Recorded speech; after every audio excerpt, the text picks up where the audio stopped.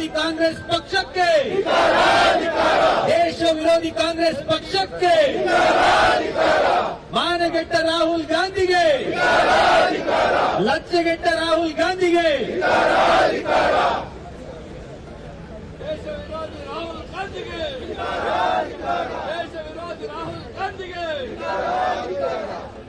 ಈಗಾಗಲೇ ಈ ಕಾರ್ಯಕ್ರಮದಲ್ಲಿ ಬೆಂಗಳೂರು ಕೇಂದ್ರದ ಅಧ್ಯಕ್ಷರು ಸಪ್ತಗಿರಿ ಅಣ್ಣವರು,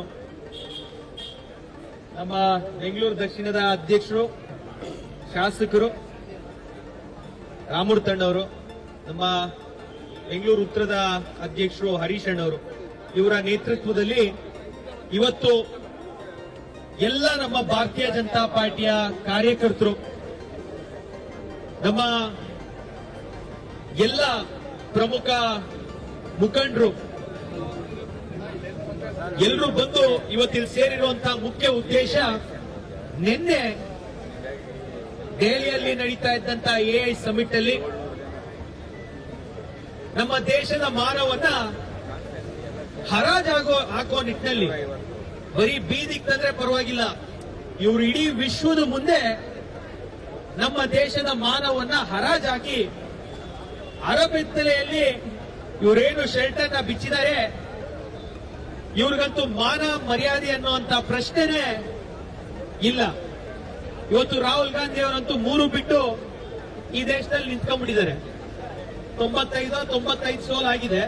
ಇನ್ನು 5 ರಾಜ್ಯಗಳು 95 ಆಗಿದೆ. ಈಗ 5 ರಾಜ್ಯಗಳು ಬರುವಂತಹ ಚುನಾವಣೆ 2026ನೇ ವರ್ಷದಲ್ಲಿ ಕೇರಳ ಅಂತ ಹಿಡಿದು, ತಮಿಳುನಾಡಿಂದ ಹಿಡಿದು, ಬೆಂಗಾಲಿಂದ ಹಿಡಿದು, ಅಸ್ಸಾಮಿಂದ ಹಿಡಿದು ಪಾಂಡಿಚೇರಿ 5 ರಾಜ್ಯಗಳು ಸೇರಿ ಸೆಂಚುರಿ ಸ್ಟಾರ್ ಆಗುವಂತ ರಾಹುಲ್ ಗಾಂಧಿ ಅವರು, ಅವ್ರಿಗೇನಾದ್ರೂ ಮಾನ ಮರ್ಯಾದೆ ಇದ್ರೆ ಈ ದೇಶವನ್ನ ಹೆಂಗ್ ಕಟ್ಟಬೇಕು, ಈ ದೇಶದ ಯುವ ಜನತೆಗೆ ಏನ್ ನೀಡಬೇಕು ಅನ್ನುವಂತ ಆಲೋಚನೆಯಲ್ಲಿ ಪ್ರತಿದಿನ ನಮಗೋಸ್ಕರ, ಈ ದೇಶಕ್ಕೋಸ್ಕರ, ಈ ಮುಂದಿನ ಪೀಳಿಗೆಗೆ ವಿಕಸಿತ ಭಾರತವನ್ನ ಕಟ್ಟಬೇಕು ಅನ್ನುವಂತ ಸಂಕಲ್ಪದಲ್ಲಿ ಇವತ್ತು ನರೇಂದ್ರ ಮೋದಿ ಅವರು ಕೆಲಸ ಮಾಡ್ತಾ ಇದ್ದಾರೆ. ಈ ಎಐ ಸಮಿಟ್ ಮಾಡಿರುವಾಗ 3-4 ದಿನದಿಂದ ನ್ಯೂಸ್ ಆಗಿತ್ತು, ಲೀಲಾ ಪ್ಯಾಲೇಸ್ ಅಲ್ಲಿ ಒಂದು ರೂಮು ಯಾವ ಮಟ್ಟಕ್ಕೆ ಈ ಎಐ ಸಮಿಟ್ ಇದೆ ಅಂತ ತಿಳ್ಕೊಳ್ಳಿಕ್ಕೆ ಒಂದು ಮಾಹಿತಿಯನ್ನ ತಮಗೆ ನೀಡ್ತಾ ಇರೋದು. ಗೂಗಲ್ ಅಲ್ಲಿ ನೀವು ಚೆಕ್ ಮಾಡಿದ್ರು 25 ಲಕ್ಷ ರೂಪಾಯಿ ಅಲ್ಲಿನ ಸೂಟ್ ರೂಮಿನ ಬಾಡಿಗೆ ಇವತ್ತು ಡೆಲ್ಲಿಯಲ್ಲಿ ಯಾವುದೇ ಹೋಟೆಲ್ ಅಲ್ಲೂ ಒಂದು ಸಿಂಗಲ್ ರೂಮ್ ಅವೈಲೇಬಲ್ ಇಲ್ಲ.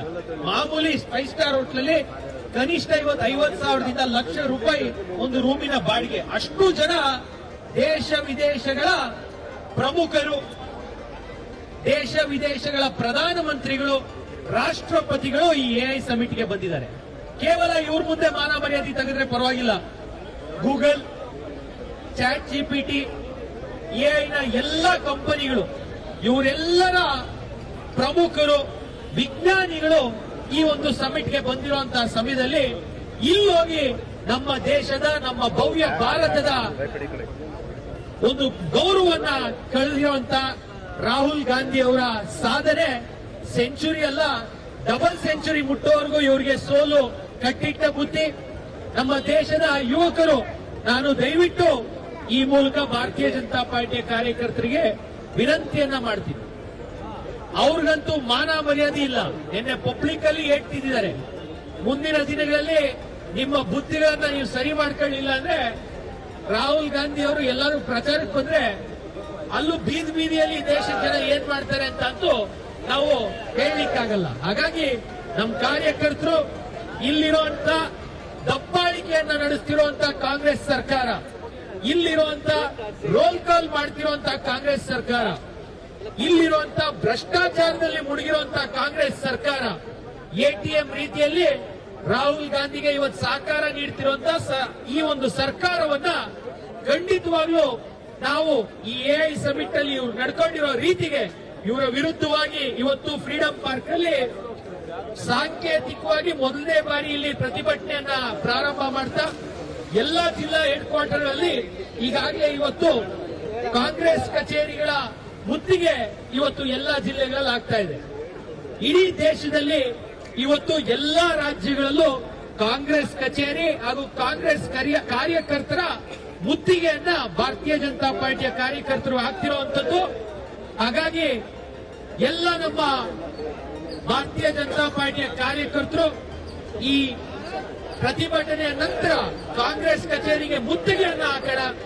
ರಾಹುಲ್ ಗಾಂಧಿಯವರ ವಿರುದ್ಧವಾಗಿ ಈ ಹೋರಾಟಕ್ಕೆ ಇವತ್ತೇನು ಅವರು ನಿನ್ನೆ ಮಾನ ಮರ್ಯಾದೆ ಬಿಟ್ಟು ಅವರು ಗೌರವವನ್ನ ಕಳೆದಿದ್ದಾರೆ.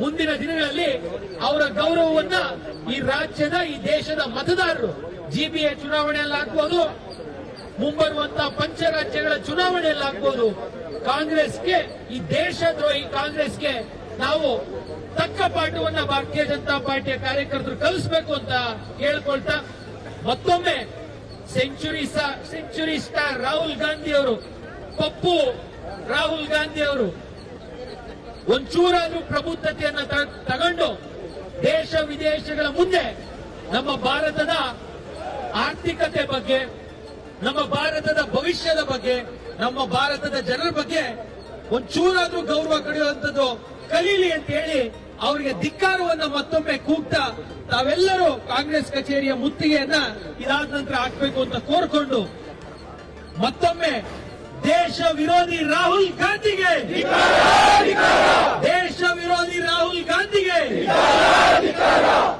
ದೇಶ ವಿರೋಧಿ ರಾಹುಲ್ ಗಾಂಧಿಗೆ, ದೇಶ ವಿರೋಧಿ ಕಾಂಗ್ರೆಸ್ ಪಕ್ಷಕ್ಕೆ. If you like this video ಬೇಗ ಲೈಕ್ ಮಾಡಿ, ಕಾಮೆಂಟ್ ಮಾಡಿ, ಶೇರ್ ಮಾಡಿ ಹಾಗೂ ಯೋಯೋ ಟಿವಿ ಕನ್ನಡವನ್ನು ಸಬ್ಸ್ಕ್ರೈಬ್ ಮಾಡಿ.